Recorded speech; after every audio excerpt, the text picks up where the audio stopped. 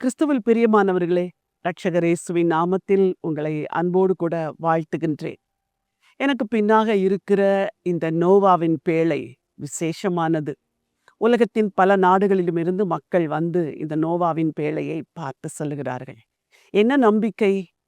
இதை பார்க்கும் பொழுது தேவன் மனுக்குலத்தின் மேல் அன்பு வைத்தபடினால் ஒரே ஒரு மனிதனை தெரிந்தெடுத்து அந்த மனிதனுக்கு தன்னுடைய தெய்வீக திட்டத்தை கொடுத்து மனுக்குலத்தை ரட்சித்தார். இதுதான் நமக்கு நம்பிக்கை. முதலாவதாக நம்முடைய முற்பிதாவாகிய ஆபிரகாமுக்கு ஆண்டவர் ஒரு திட்டத்தை கொடுத்தார்.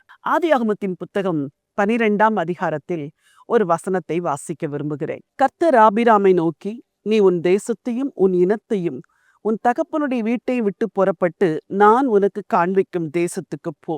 ஆண்டவர் ஆபிரகாமை அழைத்து ஒரு திட்டத்தை கொடுக்கிறார். ஆபிரகாம், உன்னை கொண்டு நான் பெரிய காரியத்தை செய்ய போகிறேன்.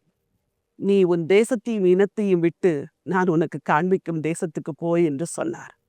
ஆபிரகாம் எதை நம்பி போனார்? தேவனுடைய வார்த்தையை நம்பி போனார். அந்த வார்த்தையை நம்பி ஆபிரகாம் தன் சொந்த தேசம் இனத்தை எல்லாம் விட்டு வந்ததினாலே இன்றைக்கு வரைக்கும் ஒரு விசுவாச சந்ததி நிலைத்திருக்கிறது.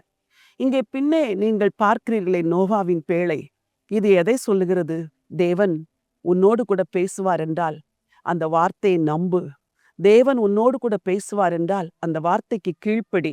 தேவன் உன்னோடு கூட பேசி இடைப்பார்வார் என்றால் அந்த வார்த்தையை விசுவாசி என்று விசுவாசத்தை உங்களுக்கு பேசுகிறது. ஆபிரகாம் புறப்படும் பொழுது விசுவாசத்தோடு புறப்பட்டிருப்பார். எதையுமே காணவில்லை. இந்த பேழை கட்டப்படும் பொழுது மழை என்றால் என்ன என்றே தெரியாது. ஆனால் நோவா விசுவாசத்தோடு பேழையை கட்டினார். அதை முடிக்கும் பொழுது எல்லாரும் பரிகசித்திருப்பார்கள். நோவா விசுவாசத்தோடு கூட முடித்தார். ஒரு காரியத்தை ஆண்டவருக்காக செய்ய துவங்கி இருக்கிறீர்கள், விசுவாசத்தோடு துவங்குங்கள். அதை முடிக்கும் பொழுது விசுவாசத்தோடு முடியுங்கள். ஆபிரகாமுக்கு கிடைத்த ஆசீர்வாதம் என்ன தெரியுமா? அவரை பெரிய ஜாதியாக்கி அநேகருக்கு ஆசீர்வாதமாய் மாற்றினார். உங்களையும் மாற்றுவார். தேவனிடத்திலிருந்து தெய்வீக திட்டங்களை பெற்றுக்கொள்ளுங்கள். தேவனுக்காக மாத்திரம் இந்த உலகத்தில் வாழுங்கள். ஒரு ராஜா வரப்போகிறார். அவருடைய வருகைக்கு ஆயத்தமாகுங்கள். அதற்கு அடையாளம்தான் இந்த பேழை. அழிவு வருகிறது என்று சொன்னார், அழிவு வந்தது. அவரை விசுவாசித்தவர்களை காப்பாற்றினார். ராஜா வரப்போகிறார் என்று இன்றைக்கு நானும் உங்களுக்கு சொல்லுகிறேன். அந்த வருகைக்கு ஆயத்தமாகுங்கள். நல்ல பிதாவே, நன்றியோடு உம்மை ஸ்தோத்திரிக்கிறோம் அப்பா. உம்முடைய ஜீவ வார்த்தைகள் எல்லாம் எங்கள் விசுவாசத்தை வர்த்திக்க பண்ணுகிறது. இந்த நோவாவின் பேழையை நாங்கள் பார்க்கிற அந்த நாளிலே எங்கள் இருதயம் கொழுந்து விட்டு எரிகிறது ஆண்டவரே.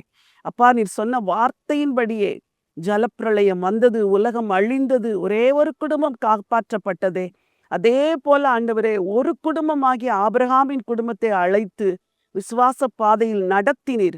இன்றைக்கும் என் வார்த்தையை கேட்கிற ஒவ்வொரு விசுவாச குடும்பத்துக்கும் நீ பேசி உம்முடைய சித்தத்தை வெளிப்படுத்த வேண்டும் என்று ஜெபிக்கிறேனப்பா. ஆசீர்வதிங்க ஆண்டவர் இயேசுவின் நாமத்தில் பிதாவே, ஆமென், ஆமென். பிரியமானவர்களே, கர்த்தருடைய வருகை சீக்கிரமா இருக்கிறது. அவருடைய தெய்வீக திட்டத்தை பெற்றுக்கொண்டு அவருக்காக மாத்திரம் வாழுங்கள். அதுவே அர்த்தமுள்ள வாழ்வு. இந்த நினைவோடு இந்த நாளை துவங்குங்கள். இந்த நாள் ஒரு வெற்றியின் நாள். God bless you.